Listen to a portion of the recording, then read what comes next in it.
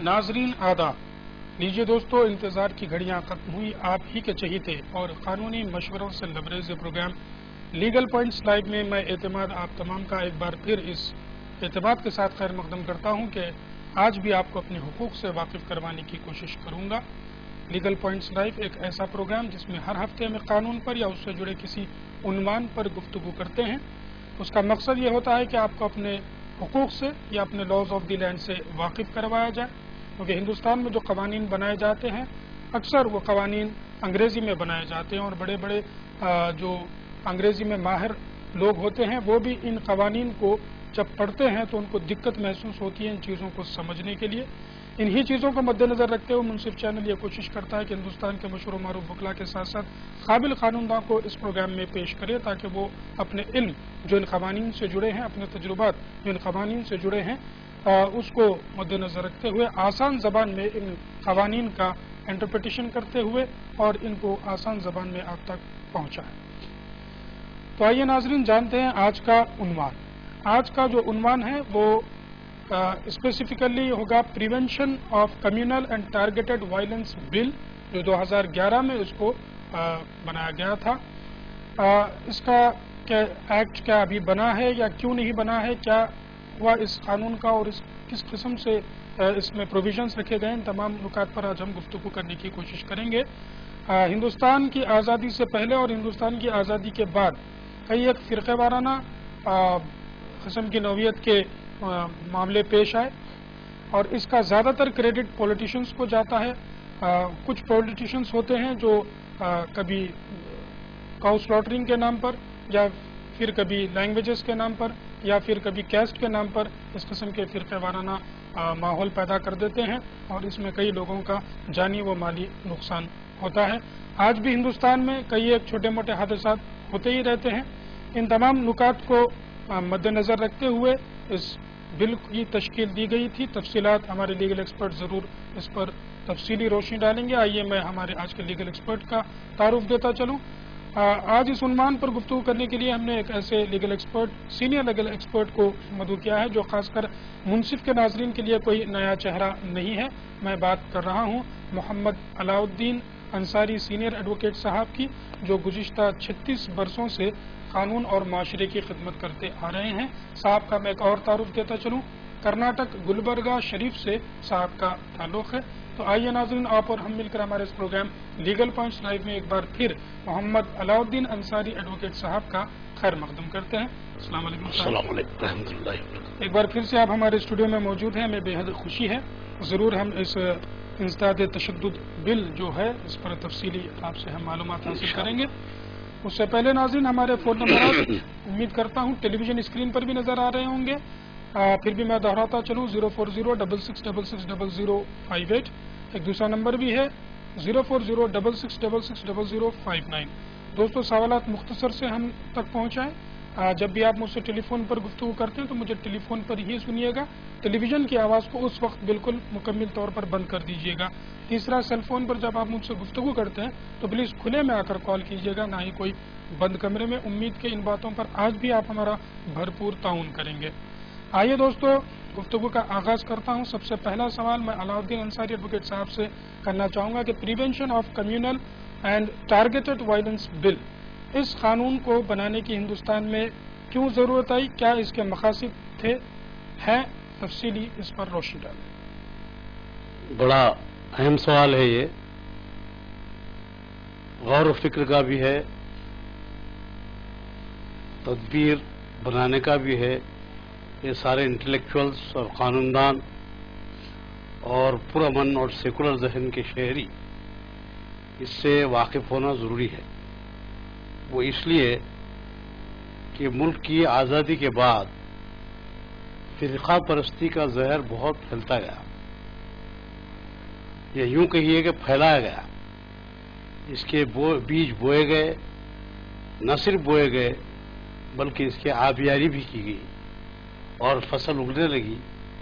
और वो मुल्क जो देवी देवताओं का मुल्क है और कई मज़ाहिब का मुल्क है और हर मज़हब के बानियों ने अपने आप को इंसान दोस्त तालीमात से لوگوں کو واقف کروایا، وہی ملک میں ایک ایسا دور بھی چلا جہاں زبان کی بنیاد پر، لسانی بنیاد پر، مذہبی بنیاد پر میں فرقہ وارانہ فساد کا ایک سلسلہ، لامتناہی سلسلہ چلتا رہا، اور اس فرقہ پرستی کے بوجھ پہ نکالنے کے لیے حکومت نے دیر آیت درست آیت کے طور پر ایک بات سوچی 2005 میں کہ کچھ نہ کچھ کیا جائے، چونکہ مائنارٹیز اور درج فہرست قبائل، تمام ذاتیں یہ سب پریشان تھیں، تو ان کا اعتماد چونکہ کھو چکے تھے، اعتماد کی بحالی کے لیے انہوں نے یہ کوشش کی،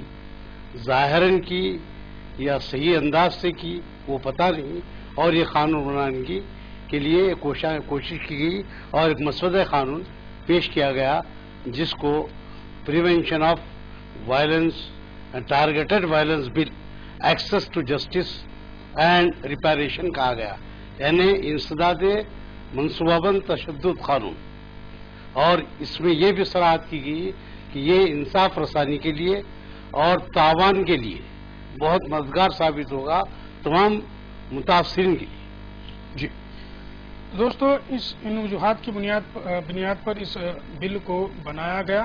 اس بل کو بنانے کی جو ڈرافٹنگ کمیٹی تھی، اس کے اہم رکن میں گوپال سبرامنیم صاحب، پی آئی جوز اور تیستا سیتلواڈ وغیرہ اس میں شامل تھے، اور اس بل کو جب بنایا گیا تو بہت سارے لوگوں نے اس پر آبجیکشن بھی کیا، خاص کر اس میں ایک میجورٹی اور مائنورٹی کی تعریف بیان کی، اور میجورٹی کو لے کر کے بہت سارے لوگوں نے یہ کہا کہ میجورٹی کو ہندو ایز اے میجورٹی اس میں بتایا گیا ہے اور تمام ہندوؤں کو ٹارگٹ اس پر کیا جانے والا ہے۔ اس قسم سے اور بھی کئی اس کے اوپر آبجیکشنز اس قانون پر اٹھے۔ تو میرا اگلا سوال علاء الدین انصاری ایڈوکیٹ صاحب سے یہ ہوگا کہ یہ جو آبجیکشنز تھے یا کرٹیسزم اس پر ہوا، تو کیا دستور ہند کے مد نظر رکھتے ہوئے اس قسم کے قانون کو بنانے کی کوئی گنجائش ہے یا کیا ہے؟ میں صاحب سے درخواست کروں گا اس پر روشنی۔ دیکھیے، ملک بھارت کا جو قانون ہے یا دستور ہے یا آئین ہے، اس میں ایک اسپیسیفکلی ایک باب رکھا گیا ہے، چیپٹر 3 جو بنیادی حقوق کا چیپٹر ہے، جس میں مائنارٹیز کو بالخصوص اور تمام کمزور طبقات کے لیے حقوق دیے گئے ہیں۔ داد رسی کا حق ہے، اگر حق چھینا جاتا ہے تو انہیں اختیار دیا گیا ہے کہ وہ کورٹ کا دروازہ دستک دے اور انصاف حاصل کرے، لہذا کسی بھی قسم کی ناانصافی کے خلاف۔ یہاں تک کہ حقوق دیے گئے ہیں مائنارٹیز کو کہ وہ کسی بھی مذہب پر جو وہ چلتے ہیں اس کی تبلیغ کرے، اپنے لسانی بنیاد پر مدرسے کھولے اور اپنی مادری زبان میں تعلیم دلوائیں، تعلیم حاصل کرے اور ملک کے کسی بھی شہر میں جا کر بسیں، روزگار حاصل کرے۔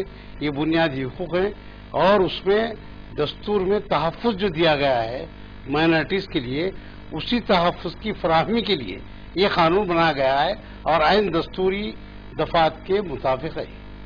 جی، آرٹیکل 12 سے لے کر کے آرٹیکل 35 تک ہمارے ہندوستان کے جو کانسٹیٹیوشن ہے اس میں آپ کو فنڈامنٹل رائٹس مل جائیں گے۔ میں ہمیشہ اس پروگرام کے دوران ناظرین سے یہ درخواست کرتے آیا ہوں کہ اپنے مکانات میں دستور کو ضرور شامل رکھیے گا، دستور کی کتاب کو ضرور شامل رکھیے گا، اپنے حقوق سے بے حد آپ واقف ہونا ضروری ہے۔ آرٹیکل 12 سے آرٹیکل 35، جس میں آرٹیکل 25 سے 28 آپ کو فریڈم آف ریلیجن کا حق دیا جاتا ہے، وہیں آرٹیکل 29 میں آپ کو اپنے اسکرپچرز، اپنے ریلیجیس بکس کے تحفظ کس طریقے سے کیا جائے، اپنے لینگویجز کا تحفظ کس طریقے سے کیا جائے، ان تمام چیزوں کو آرٹیکل 30 میں مائنورٹیز انسٹیٹیوشن کا قیام لایا جا سکتا ہے۔ یہ بھی ایک بنیادی حق ہے۔ میرا اگلا سوال علاء الدین انصاری ایڈوکیٹ صاحب سے یہ ہوگا کہ ہندوستان کا کوئی بھی حکومت یہاں پر آئے، ان کو دستور کے تحت ہی چلنا ہوتا ہے، تمام ایڈمنسٹریشن بھی دستور کے تحت ہی چلائی جاتی ہے۔ پھر کیا وجوہات ہے جو یہاں کے مائنورٹیز جو ہیں وہ اپنے آپ کو انسیف محسوس کرتے ہیں اور اس قسم کے قوانین یا بلز ہمیں پیش کرنے کی نوبت آتی ہے؟ میں صاحب سے درخواست کروں گا اس پر تفصیلی روشنی۔ ایک بڑا المیہ ہے کہ ملک کا دستور سیکولر ہے، مساویانہ حقوق دیتا ہے، اور ہر شہری کی، ہر طبقے کی حفاظت کی گارنٹی دیتا ہے، لیکن دیکھا یہ گیا کہ مسلسل مسلم کچھ فسادات اور بالخصوص 1992 کے بعد دیکھا گیا ایک 428 سالہ مسجد دن کی روشنی میں ملٹری کی موجودگی میں سب کی آنکھوں کے سامنے شہید کر دی گئی، اور بہت بڑا فساد گجرات میں ہوا اور مظفر نگر میں فساد ہوا۔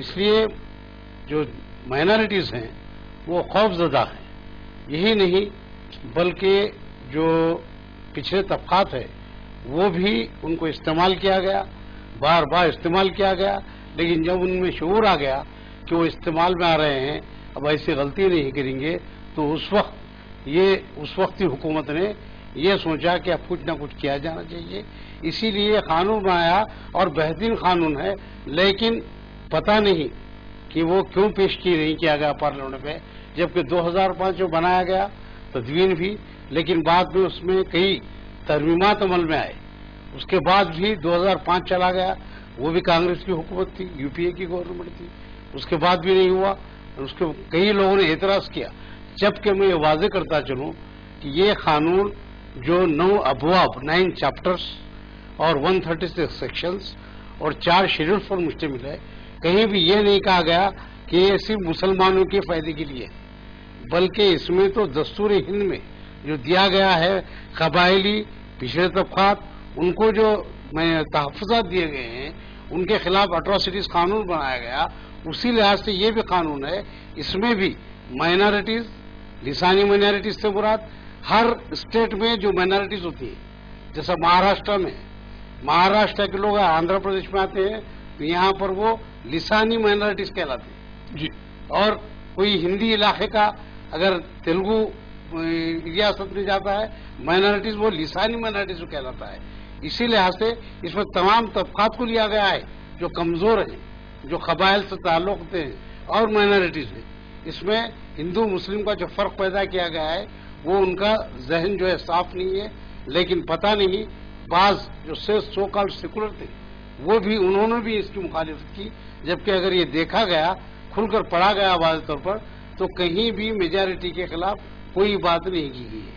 ہاں ایک دفعہ تو یہ شامل کی گئی ہے کہ جہاں پر فسادات ہوتے ہیں اس قانون کے تحت، اگر وہاں پر تخلیہ کا سوال پیدا ہوتا ہے، لوگوں کو گھر چھوڑ کر جانا پڑتا ہے، اگر وہاں میجارٹی کے لوگ بھی اس جگہ چھوڑ کر دوسری جگہ متاثر ہو کر جا رہے ہیں، ان کی مماثلت کی بات کی گئی ہے، ان کے بھی تحفظ کی بات کی گئی ہے، تو یہ میجارٹی مائنارٹی کا قانون نہیں ہے، یہ انسانیت کی بنیاد پہ بنایا ہوا قانون۔ جی، ایک میٹنگ میں سبرامنیم سوامی صاحب نے بھی یہ کہا تھا کہ اس بل کو کہ آبجیکشن کرتے ہوئے انہوں نے کہا تھا کہ اس بل کو کشمیر میں نافذ نہیں کیا جائے گا، کیونکہ مسلمز جو ہے وہ میجورٹی میں ہے، وہاں پر اس کو نافذ نہیں کیا جائے گا۔ تمام لوگ واقف ہیں کہ جو ہندوستان میں قوانین بنائے جاتے ہیں وہ ایک دم سے جموں اینڈ کشمیر میں نافذ نہیں ہوتے، اسی قسم کے قوانین کو کچھ الگ نام دے کر کے یا پھر اسی نام سے تمام پروویژن کے ساتھ اس کو بھی وہاں پر لایا جا سکتا ہے۔ بہرحال کچھ انہوں نے وہاں پر غلط بیانی کی تھی جس کا مطالعہ ہم تمام لوگوں نے ایک پروگرام میں بھی کیا تھا۔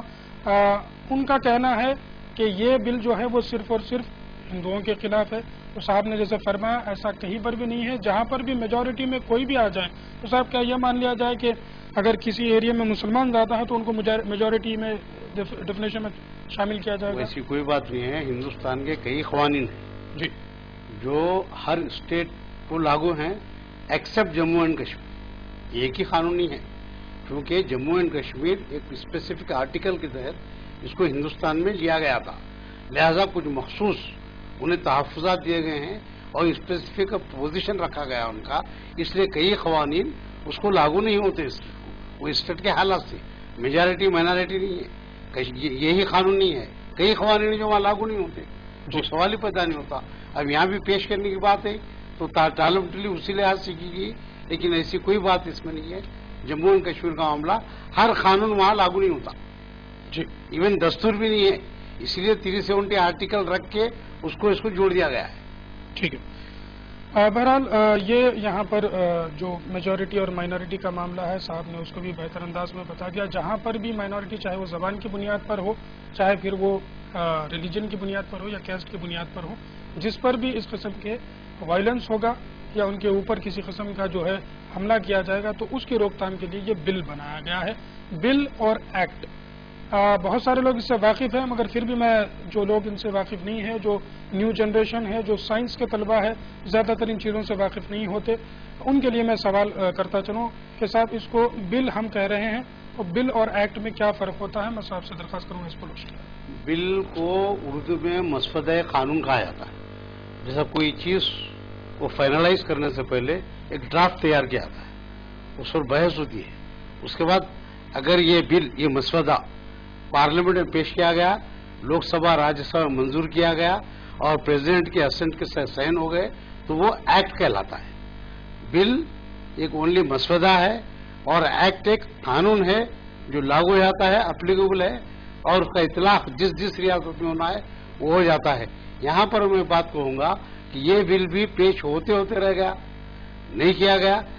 اگر اس وقت حکومت چاہتی تو کئی قوانین، کئی بلز ایسے ہیں، آپ لوگ بھی، ناظرین بھی دیکھتے ہیں، ہم بھی دیکھتے ہیں، کہ بغیر اپوزیشن کی مداخلت کے وہ اگر پاس نہیں ہوتا ہے تو آرڈیننس کے ذریعے پاس کیا جاتا ہے، چونکہ بل کی اہمیت، نوعیت اور حفاظت کے لحاظ سے.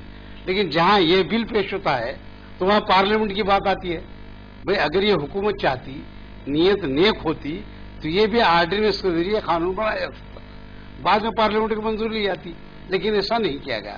تو بل اور ایکٹ میں اتنا بڑا فرق. جی، تو ہم جو آج گفتگو کر رہے ہیں وہ prevention of communal and targeted violence bill پر گفتگو کی جا رہی ہے. یہ ابھی پارلیمنٹ میں پاس نہیں ہوا ہے، نہ ہی لوک سبھا، نہ ہی راجیہ سبھا میں، اور نہ ہی اس پر کسی قسم کے پریزیڈنٹ کے دستخط ہوئے. یہ نافذ العمل قانون نہیں ہے، لیکن یہ بہتر قانون کی شکل اس کو دی جا سکتی ہے، اور اس قانون کو اگر امپلیمنٹ کیا جائے تو بہت ساری چیزوں کو روکا جا سکتا ہے. مائنورٹیز ہو، کسی بھی قسم کے مائنورٹیز ہو، صرف مسلم مائنورٹی کا اس میں ذکر نہیں کیا گیا ہے. ان تمام مائنورٹیز کو سیف گارڈ کرنے کے لیے، ان میں جیسا صاحب نے فرمایا خود اعتمادی لانے کے لیے اس بل کو رکھا گیا ہے.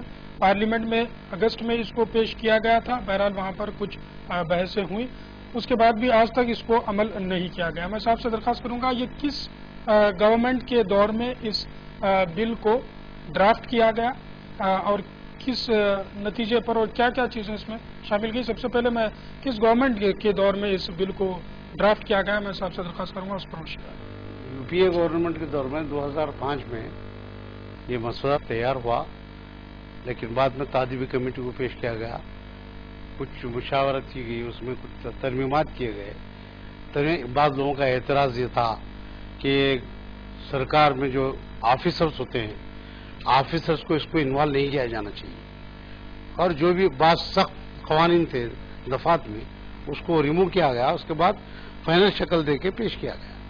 یہ 2011، اس لیے اس کا نام بل 2011 رکھا گیا، لیکن پیش نہیں کیا گیا.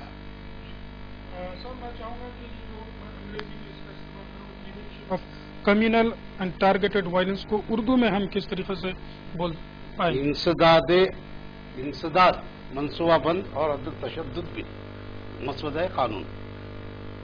انصاف برائے انصاف رسانی اور تاوان یعنی تلافی، جہاں نقصان ہوتا ہے، ایک تو انصاف ملنا کس کو، ایک تو متاثرین کو. اور بالخصوص قانون کی تعریف یہ ہے، یہ قانون جو بنایا گیا ایک اسپیسیفک گروپ کی اصطلاح استعمال کی، یعنی کہ جو فسادات ہوتے ہیں اجتماعی طور پر، یہ کس نیت سے ہوتے ہیں کہ یہ گروپ ہے، ایک ایسوسیشن ہے یا انڈیویجول ہے، ایک ایسے شخص پر حملہ کرتے ہیں یہ جانتے ہوئے بھی کہ وہ ایک مخصوص گروپ سے تعلق رکھتا ہے، یعنی انجانے میں نہیں، یہ کوئی اور لڑکا ہے ایسا نہیں، کوئی اور عورت ہے ایسا نہیں، بلکہ یہ مخصوص گروپ، یعنی شیڈول کاسٹ، شیڈول ٹرائب یا مسلم مائنارٹی یا کوئی مراٹھی یا کوئی تیلگو جاننے والا، ایسے مخصوص گروپ کا تعلق ہے، وہ جانتے ہوئے نوئنگ فلی ویل، انٹینشنلی نوئنگ فلی ویل، اس گروپ کے آدمی کو یا عورت کو ٹارگٹ بنایا جاتا ہے. اسی لیے اس کو ٹارگیٹڈ بل کہا گیا ہے. یہ گروپ اسی لیے گروپ کی وضاحت اس میں یہی کی گئی کہ گروپ سے مراد وہ شخص جس پر یہ جانتے بوجھتے دوسرا شخص حملہ کرتا ہے یا نشانہ ٹارگٹ کرتا ہے کہ اس کو تکلیف پہنچانا ہے، تو یہ گروپ کا نام لیا گیا ہے اس میں. یہ اجتماعی طور پر ہو یا انفرادی طور پر ہو، حملہ اگر کسی شخص کو پہچانتے ہوئے جانتے ہوئے کہ یہ اس گروپ سے تعلق کرتا ہے تو وہ یہ بل کے تحت، اس قانون کے تحت وہ مجرم کہلاتا ہے. جی دوستو، ہم نے جب ریسرچ کی تھی اس پروگرام کو پیش کرنے سے پہلے، تو جب کبھی فرقہ وارانہ فسادات ہوئے تو اس کی جڑ اس کے جو روٹس ملتے ہیں وہ کسی نہ کسی فیسٹیول کو لے کر کے ملتے ہیں. فیسٹیول کی بنیاد بنا کر کے وہاں پر اس قسم کے فرقہ وارانہ تشدد کیا جاتا ہے. اور دوسرا ریزن اس کا یہ ہوتا ہے کہ جب کبھی الیکشنز آ جاتے ہیں تو ان جگہوں پر فرقہ وارانہ تشدد بھڑکایا جاتا ہے. اور اکثر ہم اس پروگرام کے دوران یہ بھی کہتے آئے ہیں کہ جب الیکشنز آ جاتے ہیں یا پھر کسی قسم کا مخصوص فیسٹیول آ جاتا ہے تبھی ہمارے ریلیجن خطرے میں پڑ جاتے ہیں، تبھی ہمارے خداؤں کو خطرہ ہو جاتا ہے اور پھر اس قسم کے حالات ہم پیش کر دیتے ہیں. میرا اگلا سوال صاحب سے یہ ہوگا کہ صاحب کا اتنا جو تجربہ ہے، آپ قانون سے بخوبی واقف ہیں، زندگی کا بھی تمام آپ نے تجربہ کیا ہے. میں صاحب سے اس عنوان سے ریلیٹڈ نہیں، الگ کچھ ہٹ کے سوال کرنا چاہوں گا کہ جو ہندوستان میں فسادات ہوتے ہیں، آپ کی نظر میں ان فسادات کو کرانے کی ایک وجہ تو ہم جانتے ہیں کہ پولیٹیکل اس میں موٹیو ہوتا ہے. اس کے علاوہ آپ کیا محسوس کرتے ہیں کہ کیوں آخر لوگ میڈیا کے تھرو، فلموں کے تھرو، نیوز کے تھرو جانتے ہیں کہ ایک دوسرے کو ہم کو لڑایا جاتا ہے، باوجود اس کے پھر اس میں ملوث ہو جاتے ہیں؟ صاحب کا اس پہ پرسنل اوپینین کیا ہے، میں جاننا چاہوں گا کہ آپ کا تجربہ کیا کہتا ہے. ایک دیکھیے، بین الاقوامی سازش ہے، یہودی لابی الگ ہے اور اسلام دشمن عناصر نہیں چاہتے کہ یہ مذہب کی جو سچائی عام ہو جائے. اسی لیے انگریزوں کے دور میں بھی ہوا، لیکن اتنا تعصب نہیں تھا. لیکن اب جو پولیٹیشین ہیں یا ایسے افراد جیسے جس کا تنظیم کا نام میں لینے جا رہا ہوں، RSS یا سنگھ پریوار، یہ 100 سال سے معصوم لوگوں کے ذہنوں کو خراب کرتے جا رہے ہیں اور ان کے ذہن میں یہ بٹھایا جا رہا ہے کہ مسلمان زیادہ شادیاں کرتے ہیں، ان کے بچے زیادہ پیدا ہوتے ہیں اور یہ اکثریت میں آ جائیں گے. جب یہ اکثریت میں آ جائیں گے تو ہم کو محکوم بنا لیں گے. یہ زہر گھولا گیا ہے عوام کے ذہنوں میں، جبکہ یہ سچائی نہیں ہے. اور دوسری بات، اب اس کو ایک پولیٹیکل آرگن بھی سامنے آتا ہے اور یہ جو نان پولیٹیکل کلچرل آرگنائزیشن کے نام پر یہ پورا میدان صاف ہے ان کے لیے. اور 100 سال کی محنت انہوں نے کی ہے اور اس کے لیے فنڈز بھی باہر سے آتے ہیں اور مسلمانوں کے لیے نہ فنڈز ہے نہ یہ لوگ فنڈز خرچنا چاہتے. تبلیغ بھی انڈیویجولی عبادت کے اللہ کے احکامات کی تعمیل کرتے ہوئے کرتے ہیں، پیسہ خرچ نہیں کرتے. وہ لوگ پیسہ بھی خرچ کر رہے ہیں، عوام کو خرید رہے ہیں اور عوام کے ساتھ ناانصافی کر رہے ہیں. جہاں تک بھارت کا تعلق ہے، بھارت میں انہوں نے ہمیشہ جو نچلی ذات کے لوگ تھے، شیڈول ٹرائب، ان کی نادانی، ان کی جہالت اور وہ لوگ جو بٹے ہوئے ہیں ان کو استعمال کرتے رہے اور اعلیٰ ذات یا مسلمانوں کے خلاف ان کو استعمال کرتے رہے، ان کی ضرورتیں پوری کرتے رہے. لیکن ایک دور ایسا آیا کہ وہ لوگ بھی باشعور ہو گئے. ڈاکٹر امبیڈکر صاحب کی دین تھی کہ انہوں نے شعور بیدار کیا اور ان کی تعلیمات پر غور کرتے ہوئے آج یہ طبقہ بھی آگے بڑھ رہا ہے. جب یہ آگے بڑھ رہا ہے تو ان کو استعمال کرنا چھوڑ دیے ہیں اور لوگوں کے ذہنوں میں زہر گھول رہے ہیں. مزید ہم اس پر گفتگو جاری رکھیں گے. کالر کو میں شامل کر لیتا ہوں، دیکھتے ہیں کون سا کیا جاننا چاہتے ہیں. ہلو جی، آپ کا نام بتائیے. میں عبدالکریم دلی سے بات کر رہا ہوں. جی کریم صاحب فرمائیے. میں دلی سے بات کر رہا ہوں. عبدالکریم جی. وعلیکم السلام. سوال بتائیے. عبدالکریم بات کر رہا ہوں دلی سے. جی آپ کا سوال بتائیے. سوال یہ ہے کہ جو بل کے بارے میں بتا رہے ہیں، فساد کا جو بل تھا کانگریس کے ٹائم میں پاس ہونا تھا، تو کانگریس کیا پاس کراتی؟ ان نے آج تک یہ جو ہندو سنگھٹن ہے بجرنگ دل، شیو سینا، ان پہ پابندی نہیں لگائی. RSS جی اس پہ پابندی لگاتے تو اپنا دنگا فساد رک جائے گا انڈیا میں. جی بہت بہتر آپ نے بات بتائی ہے. آپ کے جو اوپینین ہے ضرور اس پر ہم گفتگو کریں گے. بہت شکریہ عبد الکریم صاحب، آپ نے ہمیں دلہی سے کال کیا. آپ کا کہنا یہ ہے کہ کانگریس گورنمنٹ کے دور میں یا یو پی اے گورنمنٹ کے دور میں اس بل کو بنایا گیا. اب بہت ساری ایسی تنظیمیں ہیں جن کا نام انہوں نے گنوایا ہے. اس پر اب تک کانگریس ہو یا پھر دوسری حکومتیں ہو اس پر پابندی نہیں لگائی. تو پھر کیا ہوگا؟ ایک اور کالر کو میں شامل کرتا ہوں. ہلو جی، آپ کا نام بتائیے. شاکر بول رہا ہوں، بڑا داماد ہوں. ہلو جی شاکر صاحب کہاں سے بول رہے ہیں؟ غالباً کال ڈراپ ہو گئی ہے. بہرحال عبد الکریم صاحب کا جو صاحب اس پر آپ کیا اپنا تاثرات بیان کرنا چاہیں گے کہ کانگریس جو ہے وہ آج تک کسی قسم کا جو ہے جو تنظیمیں جو چاہے مائنورٹیز کے خلاف کام کرتی ہے ان پر پابندی نہیں لگائی، تو یہ بل کیا پاس کرے گی؟ دیکھیے عبد الکریم صاحب، آپ ملی درد کے حامی شخص نظر آ رہے ہیں اور ملی درد کٹ کٹ کے بھرا ہوا ہے آپ کے دل میں. ہم بھی آپ کے ساتھ ہیں.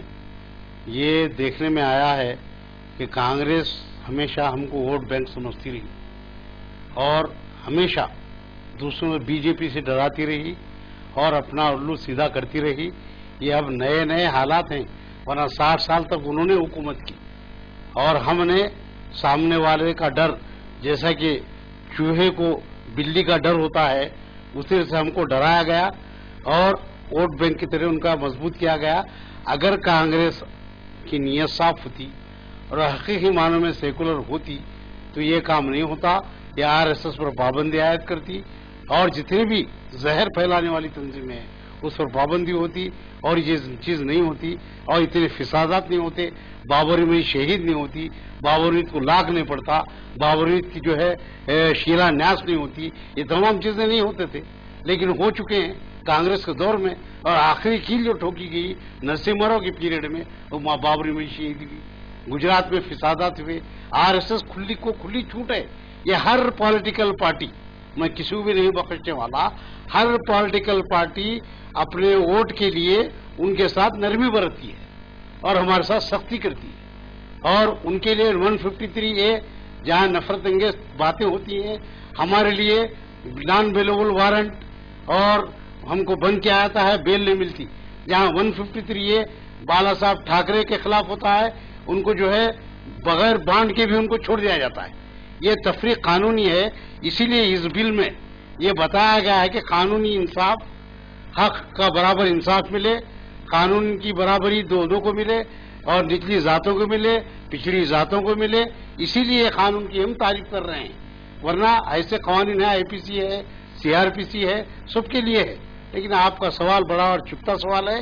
یہ جو بھی حکومت کر رہے ہیں انہیں سوچنا چاہیے کہ وہ اللہ کے پاس کیا جواب دیں گے. اللہ دوستو، آج ہم گفتگو کر رہے ہیں prevention of communal and targeted violence bill پر، جو 2011 میں اس کو ڈرافٹ کیا گیا لیکن 2011 میں اس کو